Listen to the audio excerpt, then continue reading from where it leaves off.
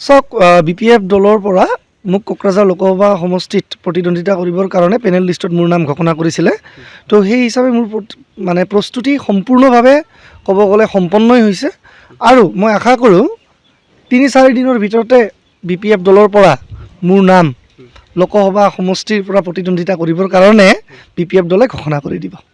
BPF দলৰ স্থিতি এতিয়া কোকৰাঝাৰ লোকসভা সমষ্টিত কেনেকুৱা চাব? অতিকৈ সবল, অতিকৈ মানে কি কয় শক্তিশালী স্থিতি কোকৰাঝাৰ লোকসভা সমষ্টিত BPF দলৰ আছে আৰু BPF দলে এইবাৰ পুৰণা প্ৰাৰ্থীক নিদি যুৱ শক্তিক তেওঁলোকে আগুৱাই দিব বুলি প্ৰতিশ্ৰুতিবদ্ধ।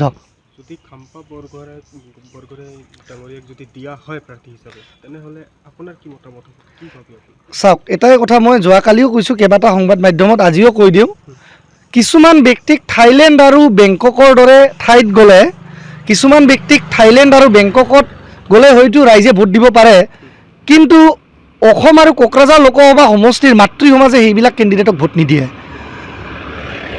আৰু এটা কথা যে সেইবিলাক ব্যক্তিয়ে যদি লোকসভা নিৰ্বাচনত কোকৰাঝাৰৰ পৰা প্ৰতিদ্বন্দ্বিতা কৰে, তেতিয়াহ'লে কোকৰাঝাৰ লোকসভা সমষ্টিৰ মাতৃ ভগ্নীৰ সতীত্ব কিমানখিনি ৰক্ষা হৈ থাকিব মই নাজানো।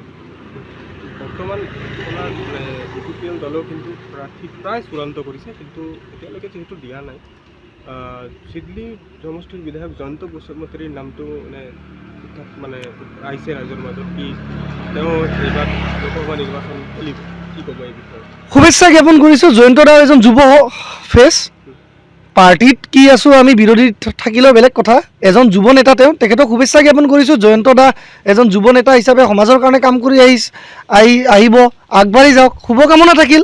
বাকী হাৰা জিকাটোতো ঈশ্বৰৰ মানে বিধাতাৰ লেখন আৰু ৰাইজৰ মৰম আৰু ঈশ্বৰৰ লেখন, এই দুটাই যি সঠিক কৰিব নিৰ্ণয় সেয়াই হ'ব। কিন্তু এটা কথা ক'ব বিচাৰোঁ, দৰাচলতে বহুতে ভাবি আছে যে খাম্পা বৰগোহাঁই আৰু পৃথ্বীৰাজৰ মাজত যুঁজটো কিয়। দৰাচলতে মই এটা কথা কওঁ, যিজন খাম্পা বৰগোহাঁইয়ে কোকৰাঝাৰৰ 2020 চনত BTCৰ পাৰিষদীয় নিৰ্বাচনত BPF দলে BTCৰ গাদীত থকা স্বত্তেও 2020 চনত খাম্পা বৰগোহাঁইয়ে নিজে BPF দলৰ ডেপুটি চিফ হৈ থকা স্বত্তেও সামান্য এটা ক্ষুদ্ৰ MCLA সমষ্টিত MCLA হিচাপে জিকি আহিব পৰা নাই।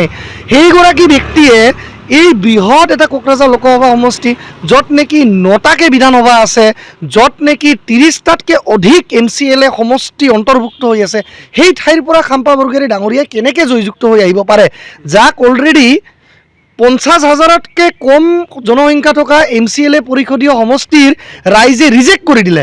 সেইগৰাকী ব্যক্তিক আকৌ 15 লক্ষ ভোটাৰ থকা লোকসভা নিৰ্বাচনত কেনেকৈ আঁকোৱালি ল'ব বাৰু?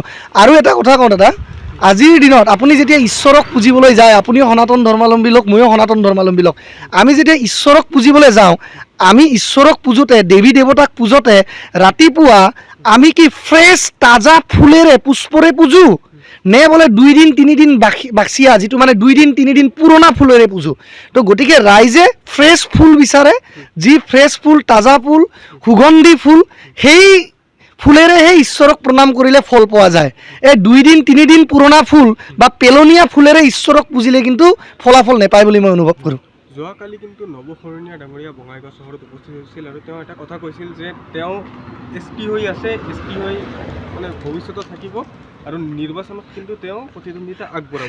নৱশৰণীয়া ডাঙৰীয়া কথা নকওঁ, নৱশৰণীয়া দাদাৰ লগত মোৰ বহুত ভাল, ঘনে ঘনে কথা হৈ থাকে, কালিও কথা হৈছে, পৰহিও কথা হৈছে। তেখেতৰ বিষয়ে মই একো নকওঁ। নৱশৰণীয়া দাদাৰ লগত মোৰ বিৰাট ভাল, তেখেতে মোৰ ঘৰত গণেশ পূজা হ'লেও আহে, তেখেতে মোৰ ঘৰত কিবা উৎসৱ পাৰ্বণ হ'লেও তেওঁ আহে।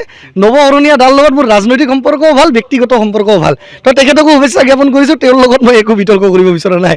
চন্দন ব্ৰহ্ম ডাঙৰীয়াৰ সম্পৰ্কত কি ক'ব আপুনি? তেওঁৰ স্থিতি এতিয়া মানে প্ৰায় ৰাজনীতিত নাই, কিন্তু এটা চৰ্চা হৈছিল যে তেওঁ খেলিব কোকৰাঝাৰৰ নিৰ্বাচন, কিন্তু এতিয়া বৰ্তমান চিডলিৰ বিধায়ক জয়ন্ত দাৰ নামটোই উত্থাপন হৈছে। আপুনি কোন চন্দন ব্ৰহ্মৰ কথা কৈছে? চন্দন ব্ৰহ্ম বিজনেছমেন, হোটেলৰ মালিক, গাড়ীৰ শ্ব'ৰুমৰ মালিক চন্দন ব্ৰহ্মৰ কথা কৈছে, নে এক সময়ৰ BLTৰ নেতা চন্দন ব্ৰহ্মৰ কথা কৈছে? এই দুটাৰ মাজত যদি স্পষ্ট কৰি দিয়ে তেতিয়াহ'লে মই ভাল পাম। আৰু আজিৰ দিনত চন্দন ব্ৰহ্মক মানুহ বিজনেছমেন বুলিয়ে জানে, পলিটিচিয়ান বুলি নাজানে।